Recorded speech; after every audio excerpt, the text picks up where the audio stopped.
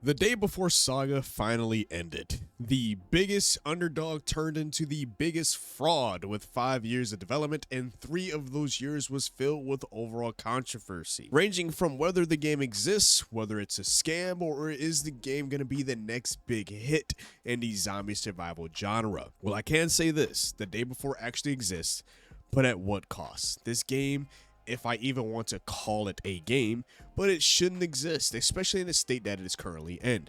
The Day Before was developed by Fntastic and published by Mytona, which is in an overall big ass lie. It is far from what that Fntastic has even remotely advertised to us. So in the span of the 40 minutes of playtime that I spent hating myself playing this game, let me give you my initial experience and what to expect when you jump into this game. There's so much wrong. So starting out, the game had a hard time actually logging into the actual game. So you know when the splash screen appears and it shows the developers and all that good stuff, like, oh, here's all of our partners. Well, my game had a hard time even trying to show that. Like, I sat on that load screen. It felt like it made Skyrim's load screens seem quick, and that's saying something, right?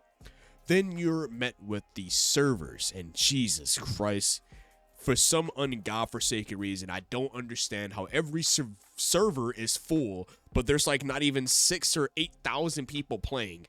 Now, granted, on day one launch, that's to be expected.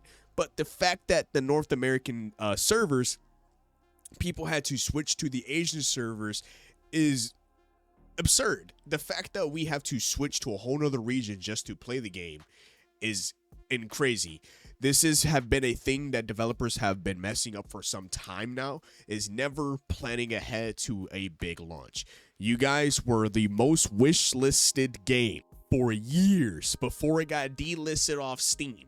And you mean to tell me that you could not plan ahead with multiple servers if the game existed? You know, that's neither here nor there. Let's talk about the character creation. The character creation is lackluster in itself, which was quite expected from what we saw in the trailers. I'm not too surprised. It looks very bare, looks ass. But speaking of ass, the female characters still have very large, large assets, I would say, when you're actually they showed it in like one of the other gameplay trailers where, we were really thinking that this game is a fraud. But now the biggest fraud part of this game is definitely not an MMO. So this game is horribly advertised. This game was advertised as a open world survival zombie MMO. And Jesus Christ, it's far from it. This game is a fucking extraction shooter game, which is insane. Now, let me be wrong. I like extraction shooters, right? I like the idea of Escape from Tarkov. It does have Division like gameplay at points, like gameplay loops, but at this point in time, it's just an extraction shooter, and it's a backwater alley type crap, right? I don't have an issue with the extraction games, but the amount of false advertising that just makes this whole game a fraud. Like, it's the fraud before. I can keep going on. So as you're going through you're talking to the vendors, you finally get to the point where you can actually do base building, which is its own instance from the hub area of Woodbury. Now, that's kind of another weird thing that I have, is that everything's instance based. So going to your actual hub, like your home, is instance, and actually going out into the city is instance based as well. Questing is also trash and very underwhelming. So quests are essentially built like Tarkov, to where you complete missions while out raiding, but it's very lackluster in the Day Before, as each mission is simply only a fetch quest to find items. Besides all of the bullshit from building your own base and talking to all of the lifeless vendors, we can finally go to New Fortune City, which is the city you will be spending most of your time in the game. This place acts as the dark zone in the Division, and in the map and the missions and gameplay loop is that of like Tarkov. But with the lack of zombies, and Jesus Christ, the lack of zombies. So do you guys remember Days Gone back in 2019, where like there was so many zombies on screen? Or let me go even further back. Remember the very first Dead Rising back on Xbox 360? Dead Rising 2, like how many zombies were on screen at a single time? The fact that they couldn't even they can't even get that right. there's the amount of zombies that they portrayed in a trailer and what you actually get is like the expectation versus reality. Crazy. It is. Oh my god, this game made my head hurt.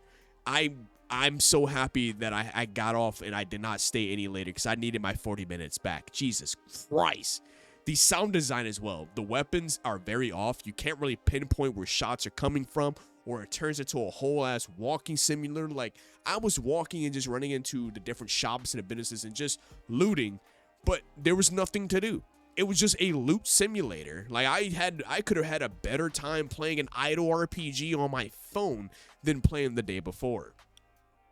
But to add on to that, let's talk about the combat, right? The combat loop, the fact that there's not a single goddamn melee option, and the fact that I have zombies up my ass while I'm out here running out of bullets because the poor optimization makes shooting enemies abysmal. I did come across one other player. My entire 40 minutes and almost 30 of that was in New Fortune City. I only met one other player. I heard gunshots. That was about it. And then when I finally meet the player, I'm trying to fight him, and oh, Jesus Christ. It just makes the day before completely unplayable, and it won't be for some time because simply just trying to shoot felt like I was having a stroke. The game is nothing like they advertised. I have been, following this game for majority of its developmental time. I have created so many videos regarding whether if this game is a scam, whether it's fake, or crappy marketing scheme. I got all types of videos for you guys at the end of the day. Like I said again, this is the underdog turned the biggest fraud. Like, we all had hope. I wanted this game to be good. I don't try to prey on anybody's downfall, but Jesus Christ, like, Fntastic, you guys dug your own grave at this point and have been digging it. The graphics is also absolutely trash. Unreal Engine 5 for that is such a bullshit claim. They pushed it from like, I don't want to be on Unreal Engine 4, so I want to be Unreal Engine 5. It looks like a watered down asset swap backwater alley version of the true Unreal Engine 5. Please, guys, save your money. Do not buy the day before. I don't think it will be ready for another 5+ years. This sorry excuse for a game is sitting at a whopping $40 price tag and is absolutely fucking trash.